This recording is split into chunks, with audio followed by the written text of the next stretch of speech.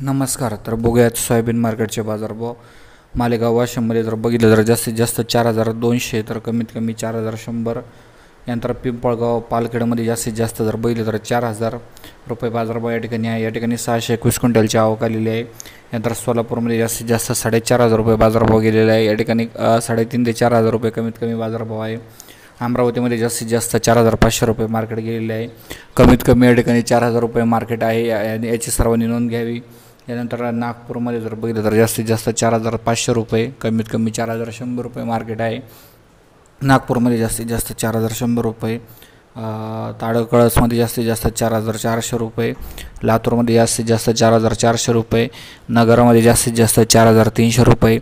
1-2 वाखलांना 4,500 रुपयापर्यंत बाजारभाव भेटलेला आहे. यानंतर जर बघितलं तर नगर जिल्हा, यानंतर नाशिक जिल्हा, यानंतर जालना जिल्हा, परभणी जिल्हा, हिंगोली जिल्हा, लातूर जिल्ह्यामध्ये 4,000च्या दरम्यान जे बाजारभाव सध्या आहे.